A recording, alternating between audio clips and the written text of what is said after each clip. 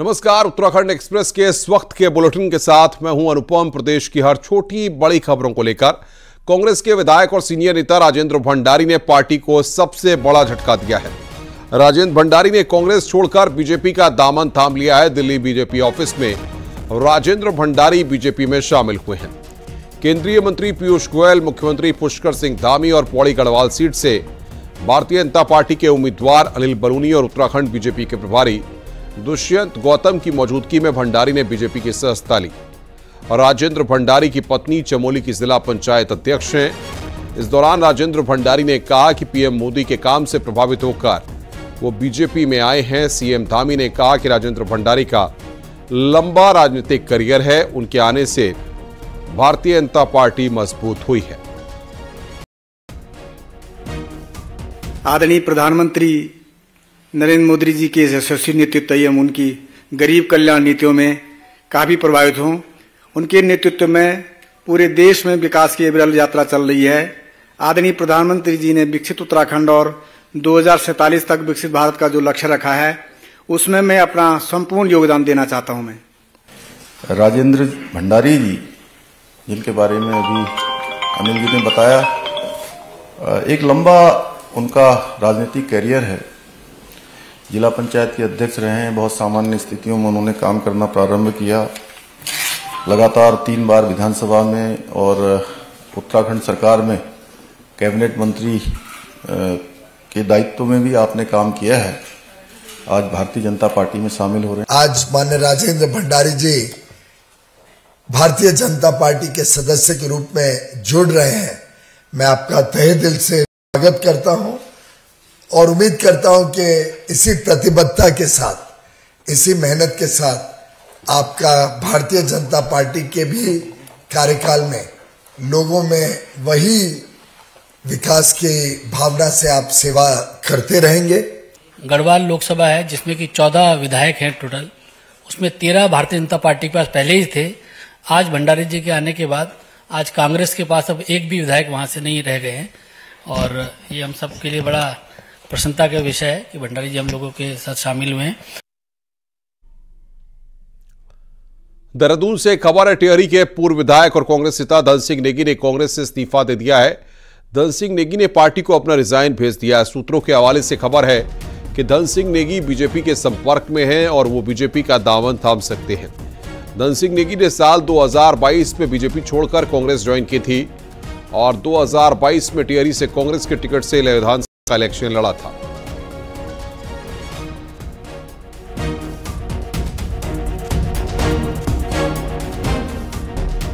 उत्तराखंड में कांग्रेस के बिखरने का सिलसिला लगातार जारी है। अब कांग्रेस के पूर्व प्रदेश उपाध्यक्ष केसर सिंह नेगी 2017 और 2022 के विधानसभा चुनाव में पौड़ी से कांग्रेस प्रत्याशी नवल किशोर ने भी पार्टी छोड़ दी है। वहीं पौड़ी ब्लॉक प्रमुख दीपक ने कांग्रेस का दामन छोड़ दिया है। चर्चाएं हैं कि अब तीनों ही जल्द बीजेपी का दामन थाम सकते हैं। उधर कांग्रेस के जिला अध्यक्ष ने कहा है कि तीनों पार्टी विरोधी गतिविधियों में शामिल हो रहे थे, जिस पर पार्टी से 6 साल के निष्कासन के लिए एक पत्र कांग्रेस प्रदेश अध्यक्ष को भेजा गया है। ये तीनों नेता मनीष खंडूरी के करीबी बताए जा रहे हैं।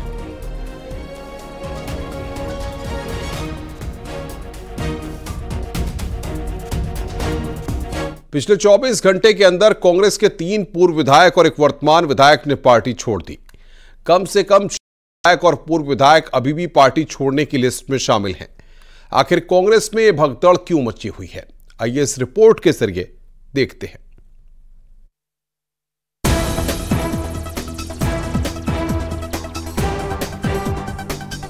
अखबारों में चल रहा, सोशल मीडिया में चल रहा है कि राजू भंडारी बीजेपी में शामिल हो गया है।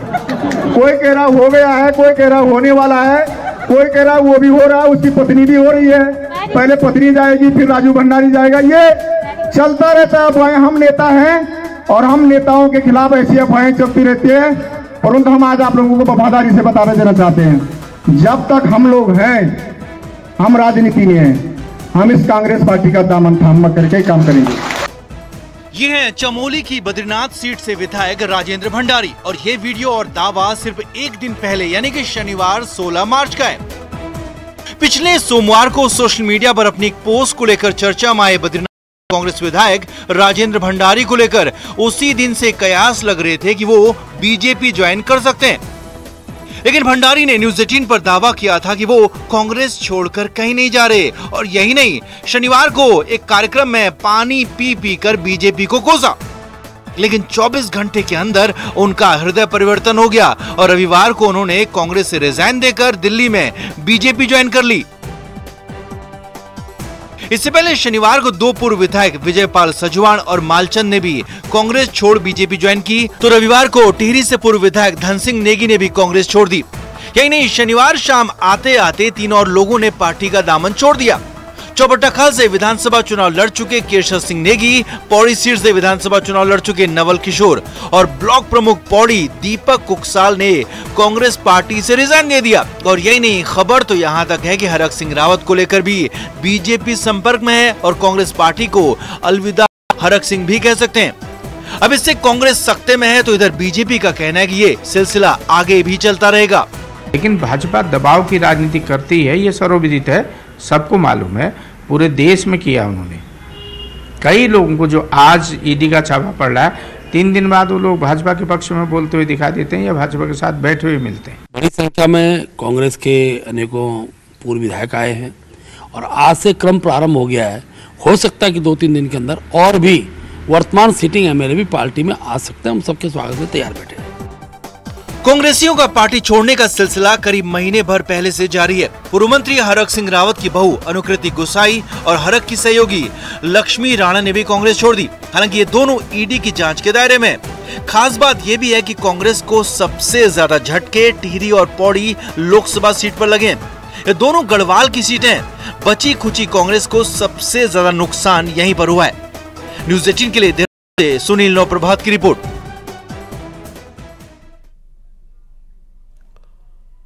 कांग्रेस को लेकर एक और बड़ी खबर है। पूर्व मंत्री हरक सिंह रावत कभी भी कांग्रेस को अलविदा कह सकते हैं। सूत्रों के मुताबिक खबर है कि हरक सिंह रावत बीजेपी के संपर्क में है और कांग्रेस पार्टी को कभी भी अलविदा कह सकते हैं। कल ही हरक सिंह रावत की बहू अनुकृति गुसाई ने कांग्रेस से इस्तीफा दिया था। इससे पहले हरक सिंह की करीबी लक्ष्मी राणा भी कांग्रेस छोड़ चुकी हैं। सूत्रों के मुताबिक हरक सिंह रावत अपनी बहू अनुकृति को भी बीजेपी में शामिल कराना चाहते हैं।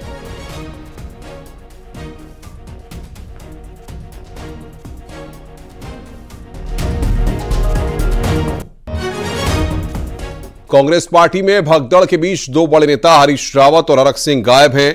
बात बात पर सुर्खियों में रहने वाले ये दोनों नेता लोकसभा चुनाव के पीक समय में न तो सोशल मीडिया में नजर आ रहे हैं और न ही ग्राउंड पर। हरक सिंह को लेकर तो पार्टी छोड़ने तक की खबरें हैं।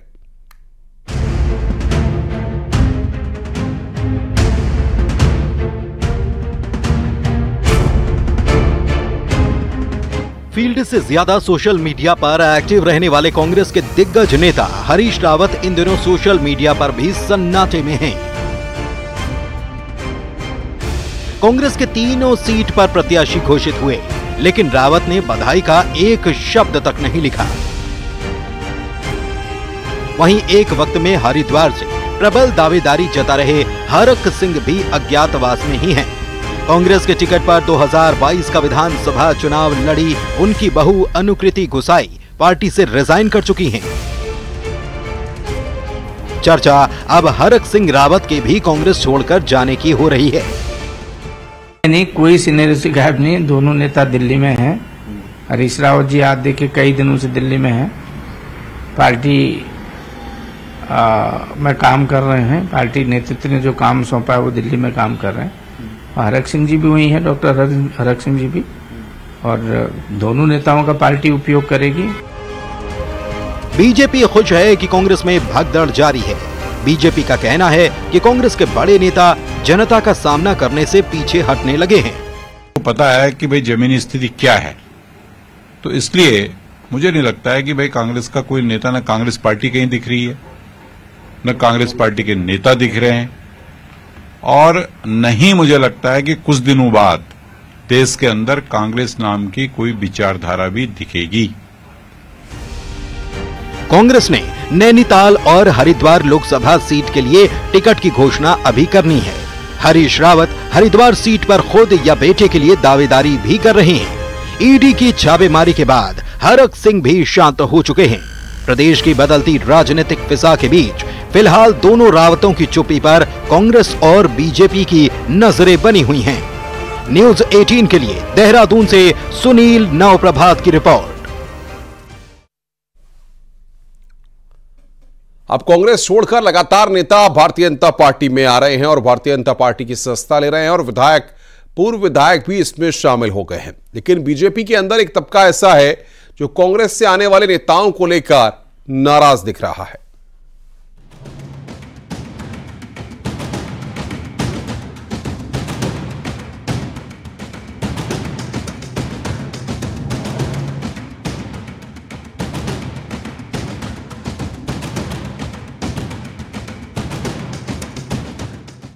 रविवार को टिहरी से पूर्व विधायक धन सिंह नेगी ने भी कांग्रेस को अलविदा कह दिया। वहीं शनिवार को दो पूर्व विधायक मालचंद और विजयपाल सजवाण भी हाथ का साथ छोड़ बीजेपी में चले गए। ऐसे में 2022 के विधानसभा चुनाव में एक दूसरे के चुनावी प्रतिद्वंदी रहे नेताओं की पार्टी में ज्वाइनिंग कहीं न कहीं न तो बीजेपी के मौजूदा विधायकों को रास आ रही है और न ही अंदर खाने कार्यकर्ता ही कंफर्टेबल है। बीजेपी विधायक भरत चौधरी से लेकर विधायक दुर्गेश्वर लाल तो कहते हैं कि पार्टी में नेता आ तो रहे हैं, लेकिन ये भी याद रखना जरूरी है कि पार्टी में अनुशासन चलता है और जो रीति नीति में फिट होगा वो ही रह पाएगा। अगर वो किसी महत्वाकांक्षा के चलते भारतीय जनता पार्टी में शामिल हो रहे हैं तो मुझे लगता है कि उनको निराशा ही हासिल होगी, क्योंकि भारतीय जनता पार्टी में सेवा के भाव से आना पड़ता है, सेवा करनी पड़ती है। बीजेपी के लोगों के लिए नहीं, जो काम कर रहा होगा, जमीन स्तर पे काम कर रहा होगा तो उसको डेफिनेटली जनता जानती है, सारी चीजें जानती हैं। अनिश्चित तरीके को आगे आप समझते हैं। वहीं बीजेपी में ही कुछ विधायक ऐसे भी हैं जिन्हें लगता है कि दागी नेताओं की एंट्री और जांच के दायरे में आने वाले नेताओं से पार्टी को भी परहेज करना चाहिए। दरअसल लैंसडाउन में दिलीप रावत और अनुकृति गुसाई 2022 के चुनावी दंगल में आमने सामने थे और अब कांग्रेस से इस्तीफा देने के बाद चर्चा है कि पूर्व कैबिनेट मंत्री हरक सिंह रावत की बहू अनुकृति गुसाई बीजेपी ज्वाइन कर सकती हैं। हम एक राष्ट्रवादी विचारधारा के भारतीय जनता पार्टी है। मैं समझता हूँ कि जो भी इससे सहमत होगा वो आ सकते हैं, लेकिन शर्त यह है कि वो पाक साफ होना चाहिए, उनके चरित्र पे जो है कोई दाग नहीं होना चाहिए और मैं समझता हूँ कि अगर ऐसे व्यक्ति आते हैं उनका स्वागत है। भले ही खुली जबान से कोई नेता न बोल रहा हो, लेकिन इशारों ही इशारों में नई ज्वाइनिंग पर नेता कटाक्ष जरूर कर रहे हैं। कोटद्वार से अनुपम भारद्वाज के साथ देहरादून से भारती सकलानी की रिपोर्ट।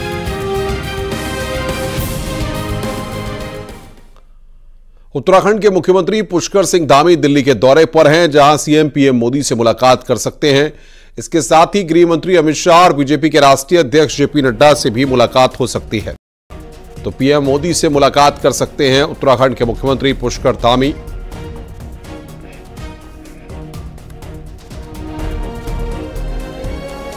हरिद्वार लोकसभा सीट से उम्मीदवार बनाए गए पूर्व मुख्यमंत्री त्रिवेंद्र सिंह रावत अब भले ही चुनाव प्रचार में लग गए हों, लेकिन वो मानते हैं कि उन्होंने ऐसा कालखंड देखा जिसमें उन्होंने आत्ममंथन किया और बहुत कुछ सीखा।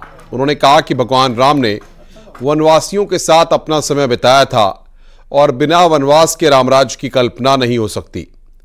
मैंने इस समय में बहुत कुछ सीखा। मैं समझता हूं कि एक कालखंड ऐसा था कि एक आत्मनिरीक्षण भी होता है और समझने का भी मौका होता है। अगर राम राज्य की हमने कल्पना की है, हमारे देश में अगर राम राज्य की बात की गई है, तो भगवान राम ने 14 वर्षों तक जो वनवासियों के साथ वनों के बीच में, प्रकृति के बीच में जो कुछ सीखा, वो आज राम राज्य का उदाहरण दिया जाता है। तो मैं समझता हूं कि मुझे बहुत कुछ सीखने को मिला इस दौरान।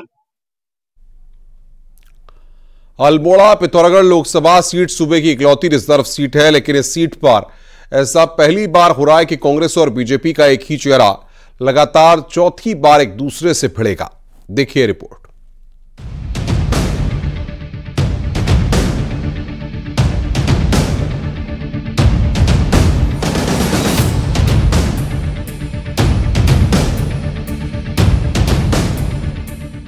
साल 2009 में रिजर्व हुई अल्मोड़ा लोकसभा में लगातार चौथी बार टमटा वर्सेस टमटा की जंग जारी है। 2009 के लोकसभा चुनाव में इस सीट पर पहली बार कांग्रेस के प्रदीप टमटा ने बीजेपी के अजय टमटा को मात दी थी, लेकिन 2014 और 2019 में चुनाव में अजय ने प्रदीप को लगातार 2 बार चुनावी अखाड़े में मात दे दी है। 2024 के चुनावी अखाड़े में भी कांग्रेस और बीजेपी ने एक बार फिर पुराने महारथियों पर ही दांव खेला है। बीजेपी के उम्मीदवार को भरोसा है कि पीएम नरेंद्र मोदी की छवि लगातार तीसरी बार उनकी चुनावी वैतरणी को पार लगाएगी। हम हर चीज में आज डेवलप विकास में आगे हैं। मेरा अगला जो मुझे अवसर मिल रहा है, माननीय प्रधानमंत्री जी को अवसर मिल रहा है, उसका मार्गदर्शन, माननीय प्रधानमंत्री जी के मार्गदर्शन से भारत को तीसरी शक्ति के रूप में और अर्थव्यवस्था के रूप में लाने का जो माननीय प्रधानमंत्री जी ने वादा किया है, वो वादा हमको पूरा करना है। प्रदीप और अजय टम्टा के बीच चुनावी जंग का इतिहास काफी पुराना है। राज्य के पहले विधानसभा चुनाव में ये दोनों नेता सोमेश्वर सीट पर भी आपस में भिड़ चुके हैं। 2002 के विधानसभा चुनाव में कांग्रेस के प्रदीप टम्टा ने आसानी से अजय टम्टा को हराया था, लेकिन 2007 के चुनाव में अजय ने प्रदीप को हराकर हिसाब बराबर कर लिया। ये फाइट प्रदीप टम्टा बनाम अजय की नहीं है, ये फाइट है एक तरफ देश में लोकतंत्र रहेगा या अधिनायकवाद की ओर चढ़ेगा। ये इस देश का संविधान सुरक्षित रहेगा या संघ का संविधान इस देश में आएगा। अजय और प्रदीप के बीच विधानसभा की जंग भले ही बराबरी पर छूटी हो, लेकिन लोकसभा की जंग में फिलहाल अजय टम्टा 2-1 से आगे हैं।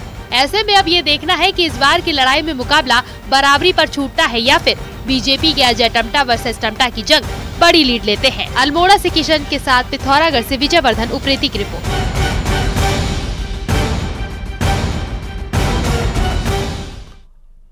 लोकसभा चुनाव को लेकर कोटद्वार विधानसभा क्षेत्र में बीजेपी प्रत्याशी अनिल बलूनी के चुनावी कार्यालय का उद्घाटन किया गया। इस दौरान नए कार्यालय में हवन किया गया, जिसमें राज्यसभा सांसद नरेश बंसल, मंत्री सौरभ बहुगुणा, स्पीकर रितु खंडूरी और दिलीप सिंह रावत भी मौजूद रहे। कि हम किसी भी चुनाव को हल्के में नहीं लेते। जनता का मन बना है वो भी देख रहे हैं, है वो भी देख रहे हैं, फिर भी हमारे कार्यकर्ता बूथ लेवल पर एक्टिव होकर के अपने दायित्व का निर्वहन करेंगे। एक एक वोटर से संपर्क करेंगे, एक एक वोटर को ईवीएम तक लेकर आएंगे, उनका वोट डलवाएंगे, क्योंकि हमने लक्ष्य रखा है कि 5 सीटों को हम 5-5 लाख के अंतर से जीतेंगे। टिहरी लोकसभा सीट से कांग्रेस प्रत्याशी ज्योति सिंह गोसोला के नई टिहरी पहुंचने पर कार्यकर्ताओं ने जोरदार स्वागत किया और बोराड़ी चौक से मिलन केंद्र तक रैली निकाली। कांग्रेस प्रत्याशी गोसोला ने दावा किया कि अब टिहरी की जनता परिवर्तन चाहती है और आज लड़ाई प्रजा और राजा के बीच है। राजा एक है और प्रजा अनेक। उन्होंने ये भी कहा कि टिहरी सीट पर कांग्रेस का 10 साल का सूखा इस बार प्रजा खत्म करेगी। अब राजा एक है और प्रजा अनेक है। अब ये प्रजा किस तरह से अंजाम पहुंचाती है कि कांग्रेस का 10-12 साल का सूखा इस टिहरी लोकसभा में कैसे समाप्त करती है, इसके लिए हमारे सारे आज जांबाज साथी इकट्ठे हुए हैं, भाई और बहनें इकट्ठी हुई हैं। और आइए अब देखते हैं पहाड़ की 10 बड़ी खबरें। पहाड़ टॉप 10। हरिद्वार में बीजेपी प्रत्याशी त्रिवेंद्र सिंह रावत ने हर की पड़ी पर गंगा पूजन किया। इस दौरान बड़ी संख्या में बीजेपी कार्यकर्ता भी मौजूद रहे। गढ़वाल लोकसभा सीट पे बीजेपी कल कोटद्वार से चुनावी आगाज करने जा रही है। बीजेपी प्रत्याशी अनिल बलूनी कल कोटद्वार में रोड शो कर चुनावी बिगुल फूकेंगे। लोकसभा चुनाव के लिए आदर्श आचार संहिता लगते ही बागेश्वर में जिला प्रशासन अलर्ट मोड पर आ गया है। रविवार को प्रशासन ने सरकारी कार्यालयों में लगे नेताओं के चित्रों को हटाया। उत्तरकाशी जिला मुख्यालय में चुनाव के लिए इंटीग्रेटेड कंट्रोल रूम बनाया गया है। जिला निर्वाचन अधिकारी ने कंट्रोल रूम का निरीक्षण कर तैयारियों का फीडबैक लिया। टिहरी जिले में लोकसभा चुनाव को लेकर सभी तैयारियां पूरी कर ली गई हैं। जिला निर्वाचन अधिकारी ने कहा है कि कई माध्यम के जरिए मतदान प्रतिशत को बढ़ाने पर फोकस किया जा रहा है। विकासनगर की नगर पालिका के स्टोर रूम में आज सुबह 3 बजे अचानक आग लग गई। सूचना मिलते ही मौके पर पहुंचे दमकल कर्मियों ने किसी तरह आग पर काबू पाया। बागेश्वर में 4 चोरों ने एक स्कूटी का कवर चोरी किया। चोरी की यह वारदात घर के पास लगे सीसीटीवी में कैद हो गई। विकासनगर के कालसी इलाके में चेकिंग के दौरान एक तस्कर को पुलिस ने गिरफ्तार किया। इसके पास से 2 लाख से ज्यादा की रकम की चरस बरामद की गई। रेखा यादव ने पिथौरागढ़ के नए पुलिस अधीक्षक के रूप में कार्यभार संभाल लिया है। नई एसपी ने कहा कि बॉर्डर से लगे पिथौरागढ़ में तस्करी रोकना उनकी पहली प्राथमिकता हो। 14 अप्रैल को नैनीताल की रन टू लीव संस्थान और कुचियाताल में वाटर स्पोर्ट्स का आयोजन कर रही है। इसमें तैराकी, दौड़ और साइकिलिंग समेत कई अन्य खेलों का आयोजन होगा। नैनीताल में रविवार को एक फ्लाइंग फॉक्स तारों के बीच घंटों तक फंसी रही। काफी देर तक फंसे होने की सूचना स्थानीय लोगों ने वन विभाग को दी और फिर करीब 1 घंटे के रेस्क्यू के बाद इस फ्लाइंग फॉक्स को तारों से हटाया जा सका। इस दौरान फ्लाइंग फॉक्स घायल भी हो गई, जिसे अब वन विभाग ने नैनीताल जू में रखा है।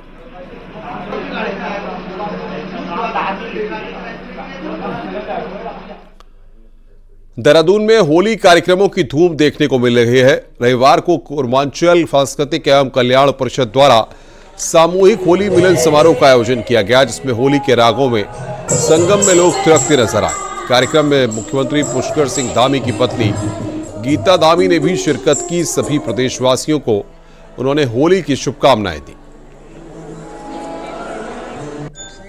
देखिए, होली का ये त्योहार सभी के जीवन में नई उमंग, नए रंग लेकर के आता है, खुशियाँ लेकर के आता है और हमारा पूर्वांचल सांस्कृतिक एवं कल्याण परिषद के द्वारा ये बहुत ही सुंदर आयोजन कई वर्षों से चला आ रहा है, जो कि सभी को अपनी संस्कृति, अपनी परंपराओं से जोड़े रखने के लिए जो ये परिषद काम कर रहा है वो बहुत ही सराहनीय है। इन दिनों अल्मोड़ा नगरी में होली की धूम शुरू हो गई है। कई महिलाओं ने पूरे बाजार में झांकी निकाली और जमकर होली गायन किया। साथ ही पर्यावरण संरक्षण सहित समाज में फैली कई कुरीतियों को दूर करने का संदेश दिया। 34 साल से इस महिला होली का आयोजन किया जा रहा है। इस होली में अल्मोड़ा के साथ साथ कुमाऊं की अलग अलग जगह से टीम यहां प्रतिभाग करने के लिए आती है। इस बार हल्द्वानी, नैनीताल, भवाली और रानीखेत की टीमें यहां पर पहुंची हुई थी।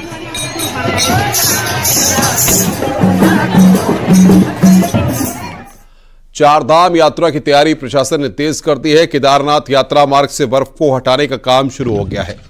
सबसे ज्यादा बर्फ लिंगचोली से केदारनाथ धाम के बीच रास्ते पर है। यहां 4 से 5 फीट तक बर्फ जमी हुई है, लिहाजा बर्फ हटाने में कड़ी मशक्कत करनी पड़ रही है।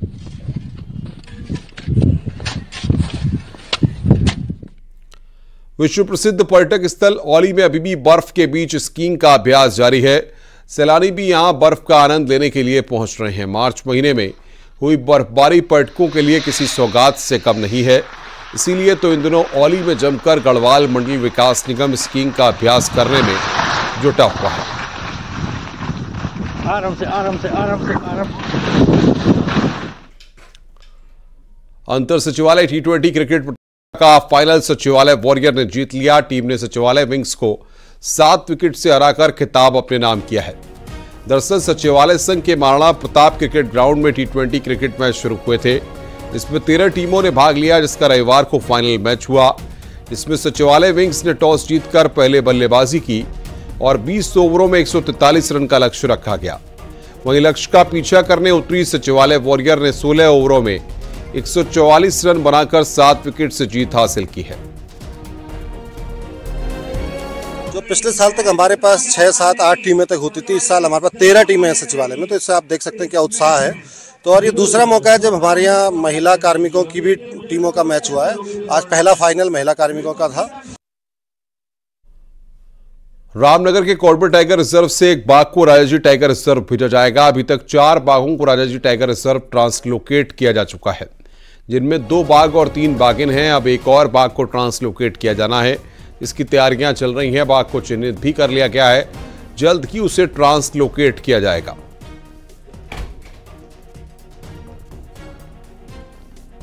टाइगर ट्रांसलोकेशन जो हमको अनुमति मिला था, उसमें 5 टाइगर्स को 3 फीमेल 2 मेल को कॉर्बेट टाइगर रिजर्व से राजाजी टाइगर रिजर्व ट्रांसलोकेट किया जाना था। इसमें ऑलरेडी हमने 4 टाइगर्स को ऑलरेडी ट्रांसलोकेट कर दिए हैं और अभी 5th जो टाइगर है, मेल टाइगर को ऑलरेडी हमने आइडेंटिफाई किया है। उसको जल्दी से जल्दी रेस्क्यू करते हुए उसको ट्रांसलोकेट किया जाएगा। रुक रहे हैं यहां पर एक ब्रेक के लिए। खबरों का सिलसिला लगातार जारी है।